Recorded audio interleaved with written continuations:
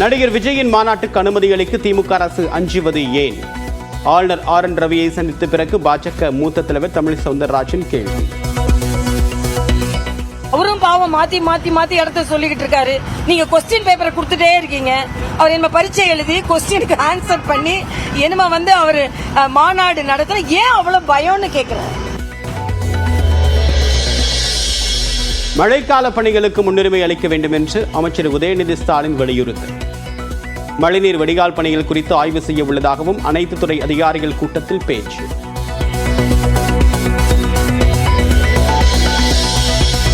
சென்னையில் 200 கோடி ரூபாய் முதலீடு செய்யும் ஈட்டன் நிறுவனம். சிகாகோவில் முதலமைச்சர் மு க ஸ்டாலின் முன்னிலையில் ஒப்பந்தம் கையெழுத்து.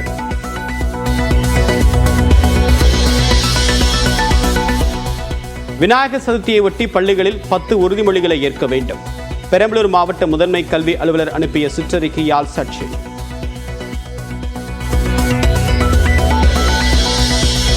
தமிழ்நாட்டில் மருத்துவ படிப்பில் போலி சான்றிதழ்களை கொடுத்து சேர முயன்ற மாணவர். சான்றிதழ் சரிபார்ப்பின் போது சிக்கிய மாணவர் குறித்து காவல்துறையில் மருத்துவத்துறை புகார்.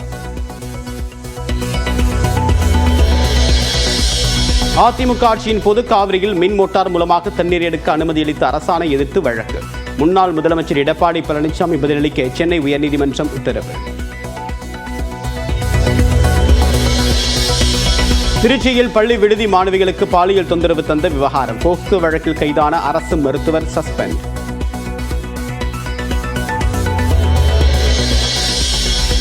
நாகை திருவாரூர் மாவட்ட மடங்களில் தக்கார் நியமனத்திற்கு எதிரான நித்யானந்தாவின் மனுவை தள்ளுபடி செய்தது உயர்நீதிமன்றம். சன்னியாசியாக இருக்க வேண்டும் என்று நீதிபதி கருத்து.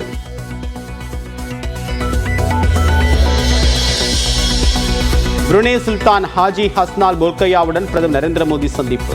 இரு நாடுகளுக்கும் இடையே முக்கிய ஒப்பந்தங்கள் கையெழுத்து.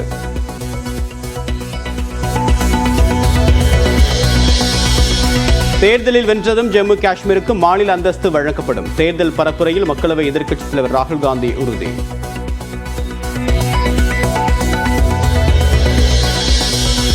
நாமக்கல் மாவட்டம் எருமப்பட்டியில் அரசு பள்ளி வளாகத்தில் மனித கழிவை பூசியவர்களை உடனே கைது செய்ய எடப்பாடி பழனிசாமி வலியுறுத்தல்.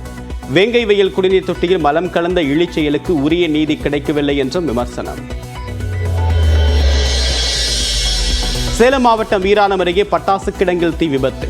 ஒருவர் உயிரிழந்த நிலையில் 4 பேர் மருத்துவமனையில் அனுமதி.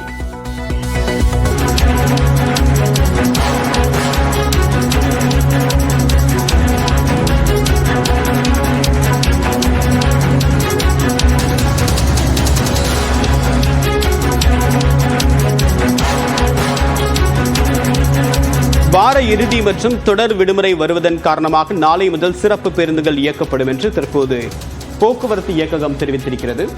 இந்த அரசு போக்குவரத்து கழகம் சார்பில் வெளியிடப்பட்டிருக்கூடிய இந்த முக்கிய அறிவிப்பில் விநாயகர் சதுர்த்தி வருவதன் காரணமாக தொடர் விடுமுறை கொண்டாட பொதுமக்கள் தங்களுடைய சொந்த ஊர்களுக்கு செல்லக்கூடிய வகையில் திட்டமிடுவார்கள். இதனை ஒட்டி தற்போது கூடுதல் சிறப்பு பேருந்துகள் இயக்கப்படும் என்று தமிழக அரசுடைய போக்குவரத்து கழகம் தரப்பில் தெரிவிக்கப்பட்டிருக்கிறது. ஏற்கனவே கிளாம்பாக்கம் பேருந்து நிலையம் செயல்பாட்டுக்கு வந்த பிறகு அங்கிருந்து SCTC பேருந்துகள் எண்ணிக்கை தொடர்ச்சியாக அதிகரிக்கப்பட்டு வரக்கூடிய நிலையில் இந்த சிறப்பு பேருந்துகள் இயக்குவது தொடர்பாக முக்கிய அறிவிப்பு வெளியாகியிருக்கிறது. விநாயகர் சதுர்த்தியும் மற்றும் வார விடுமுறை கொண்டாட ஏதுவாக பொதுமக்களுக்காக கூடுதல் பேருந்துகள் இயக்கப்படும் என்று போக்குவரத்து கழகம் தெரிவித்துள்ளது.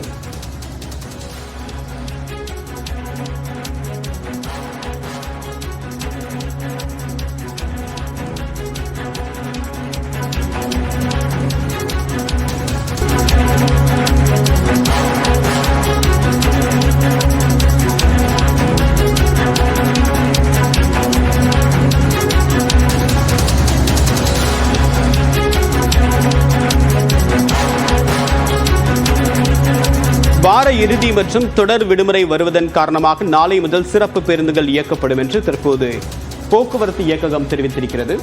இந்த அரசு போக்குவரத்து கழகம் சார்பில் வெளியிடப்பட்டிருக்கூடிய இந்த முக்கிய அறிவிப்பில் விநாயகர் சதுர்த்தி வருவதன் காரணமாக தொடர் விடுமுறை கொண்டாட பொதுமக்கள் தங்களுடைய சொந்த ஊர்களுக்கு செல்லக்கூடிய வகையில் திட்டமிடுவார்கள். இதனை ஒட்டி தற்போது கூடுதல் சிறப்பு பேருந்துகள் இயக்கப்படும் என்று தமிழக அரசுடைய போக்குவரத்து கழகம் தரப்பில் தெரிவிக்கப்பட்டிருக்கிறது. ஏற்கனவே கிளாம்பாக்கம் பேருந்து நிலையம் செயல்பாட்டுக்கு வந்த பிறகு அங்கிருந்து SCTC பேருந்துகள் எண்ணிக்கை தொடர்ச்சியாக அதிகரிக்கப்பட்டு வரக்கூடிய நிலையில் இந்த சிறப்பு பேருந்துகள் இயக்குவது தொடர்பாக முக்கிய அறிவிப்பு வெளியாகியிருக்கிறது.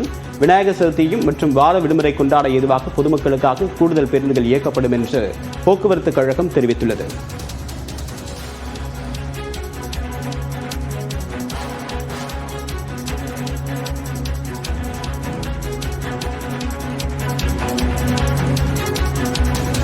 இதய அறுவை சிகிச்சைக்காக பிறந்த 7 நாட்களே ஆன குழந்தை திருச்சியிலிருந்து கோவைக்கு 3 மணி நேரத்தில் அழைத்து செல்லப்படுவதற்காக காவல்துறையினர் சிறப்பு போக்குவரத்து ஏற்பாடுகள் செய்தனர். தொடர்பான விவரங்களுடன் இணைகிறார் செய்தியாளர் பிரசன்னா. பிரசன்னா, இது போன்ற சிறப்பு ஏற்பாடுகள் செய்யப்பட்டிருக்கு. 3 மணி நேரத்தில் ஏன் இப்ப தரைமார்க்கமாக என்னென்ன பாதுகாப்பு அம்சங்கள்லாம் செய்யப்பட்டிருக்கு?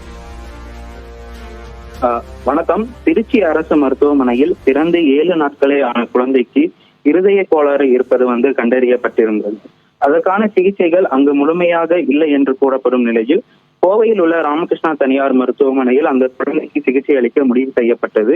அதற்காக இங்கிருந்து அதிகாலை சென்ற மருத்துவர்கள் அங்கிருந்து குழந்தையை சுமார் 3 மணி நேரத்திற்குள்ளாகவே இங்கு அழைத்து வந்துள்ளனர். 12:50 மணி அளவில் திருச்சிக்கு புறப்பட்ட அவர்கள் 3 மணி நேரத்திற்கு உள்ளாகவே கோவை ராமகிருஷ்ணா மருத்துவமனைக்கு அழைத்து வந்தனர். இதற்காக கிரீன் காரிடார் அலர்ட் என்று சொல்லப்படக்கூடிய ஆம்புலன்ஸுக்கு வழிவிடக்கூடிய ஒரு திட்டத்தின் மூலம் விவரம் என்ன? எத்தனை நாட்களுக்கு சிறப்பு காட்சிக்கு அனுமதி, என்னென்ன கட்டுப்பாடுகள் விதிக்கப்பட்டு நடித்திருக்கக்கூடிய அந்த கிரேட் ஆஃப் ஆல் டைம் திரைப்படத்திற்கு, கோட் என்று சொல்லப்படக்கூடிய the greatest of all time திரைப்படத்திற்கு சிறப்பு காட்சியை திரையிடுவதற்கு தமிழக அரசு தற்போது அனுமதி வழங்கி இருக்கிறது. இந்த திரைப்படம் நாளை உலகம் முழுவதும் வெளியாகிறது. தமிழகத்தில் சுமார் 700 திரையரங்குகளுக்கு அதிகமாக இந்த திரைப்படம் திரையிடப்பட இருக்கிறது. இதற்கான முன்பதிவு தொடங்கி நடைபெற்று வந்தது. ஆனால் அதில் ஒரு சிக்கல் நீடித்து வந்தது. கூடுதல் காட்சி திரையிடப்படுமா, சிறப்பு காட்சி அனுமதி கிடைக்குமா என்ற எதிர்பார்ப்பு இருந்தது. பட தயாரிப்பு நிறுவனம் அரசுக்கு ஒரு கோரிக்கையை கடிதமாக வழங்கியிருந்தார்கள். அந்த முதல் காட்சி சிறப்பு காட்சியாக திரையிடுவதற்கு அனுமதி வழங்க வேண்டும் என்று கேட்டிருந்தார்கள். குறிப்பாக தணிக்கை சான்றிதழ் பெற்றதுமே அந்த கோரிக்கையானது அரசுக்கு வைக்கப்பட்டது. இது வைக்கப்பட்டு 2 வாரங்கள் ஆகிறது. ஆனால் இந்த நிமிடம் வரைக்கும் கிடைக்காமல் இருந்த அந்த அனுமதி என்பது தற்போது கிடைத்திருக்கிறது. சிறப்பு காட்சி அந்த அனுமதி கிடைக்காத காரணத்தால் திரையரங்கு உரிமையாளர்கள் அந்த முதல் காட்சியை திரையிடுவதற்கு அந்த நேரம் ஒதுக்குவதற்கான அந்த கால தாமதம் ஏற்பட்டு வந்தது. இந்த நிலையில்தான் அரசு அனுமதி வழங்கி இருக்கிறது.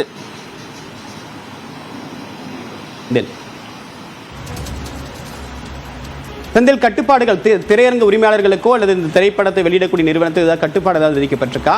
வழக்கமாக ஒரு திரைப்படத்திற்கு 1 நாள் தான் சிறப்பு காட்சி, இந்த படத்திற்கு 2 நாட்கள் சிறப்பு காட்சி, அதுக்கு அனுமதி இருக்கா?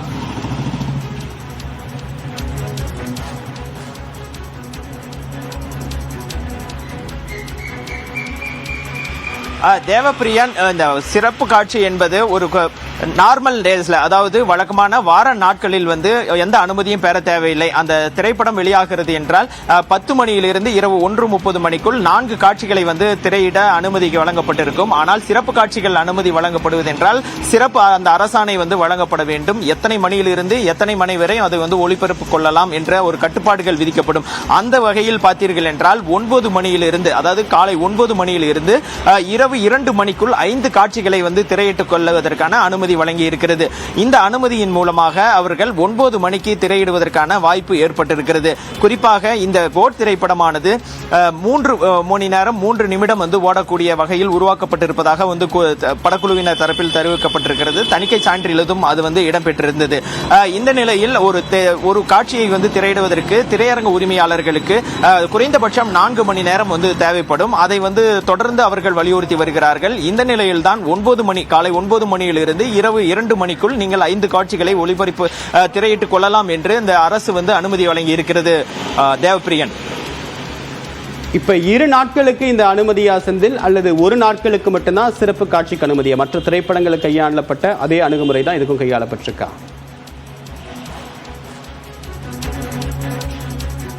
தேவப்பிரியன், இந்த திரைப்படமானது வியாழக்கிழமை வெளியாகிறது. இவர்கள் முதல் நாளுக்கான அந்த அனுமதியை கேட்டிருந்தார்கள். அதற்கு தற்போது கொடுக்கப்பட்டிருக்கிறது.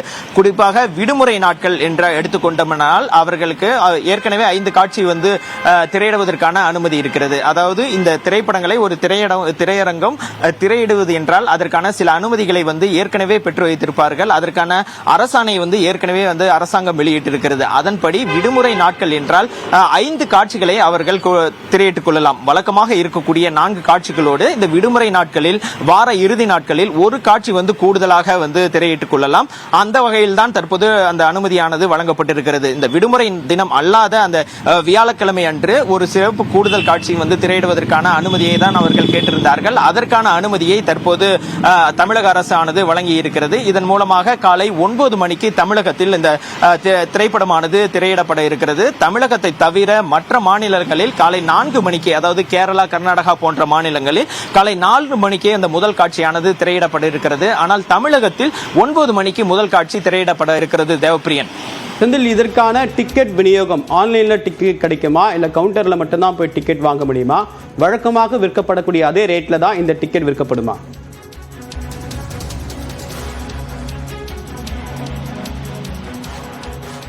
தேவப்பிரியன், இந்த டிக்கெட் கட்டணம் என்பது ஒவ்வொரு திரையரங்கும் எவ்வளவு வந்து வசூலிக்க வேண்டும் என்று ஒரு அரசாணை இருக்கிறது. அதாவது அதிகபட்சமாக 190 ரூபாய்க்கு மேல் வந்து விற்பனை செய்யக்கூடாது. அதாவது மல்டிபிளெக்ஸ் திரையரங்குகள் 190 ரூபாய்க்கு மேல் வந்து வசூலிக்க கூடாது. அதன்படிதான் ஆன்லைனில் தற்போது டிக்கெட்டுகள் விற்பனை செய்யப்பட்டு வருகிறது. சில இடங்களில் பார்த்தீர்கள் என்றால் இந்த தனி திரையரங்குகளாக இருக்கக்கூடிய திரையரங்குகளில் அந்த ரசிகர் மன்றம், விஜயோடைய ரசிகர் மன்றம், விஜய் மக்கள் இயக்கமாக செயல்பட்டு வருகிறது. அவர்கள் மொத்தமாக அந்த காட்சிகளை முதல் நாள் காட்சிகளை வந்து ஒப்பந்தம் செய்து அதை வந்து டிக்கெட்டுகளை வாங்கி இருக்கிறார்கள். இது போன்ற பல்வேறு முறைகளில் ஆன்லைன் மூலமாகவும் அந்த டிக்கெட்டை வந்து முன்பதிவு செய்து கொள்ளலாம். அதே போல திரையரங்கு கவுண்டர்களிலும் சில திரையரங்குகள் வந்து விற்பனை செய்து வந்தார்கள். சில இடங்களில் ஒரு குற்றச்சாட்டு இருக்கிறது, அதிகமான விலைக்கு வந்து டிக்கெட் வந்து விற்கப்படுகிறது என்ற குற்றச்சாட்டு இருக்கிறது. ஆனால் இதை நாம் வந்து திரையரங்கு உரிமையாளர்கள் வந்து சார்பில் வந்து கேட்டோம் என்றால், நாங்கள் வந்து அரசு நிர்ணயித்த கட்டணத்தில் தான் கொடுக்கிறோம். ஆனால் சில காட்சிகள் வந்து ஒட்டுமொத்தமாக ரசிகர்கள் வாங்கி இருக்கிறார்கள், அது பற்றி தங்களுக்கு தெரியாது என்று அவர்கள் தெரிவிக்கிறார்கள். தேவப்பிரியன்.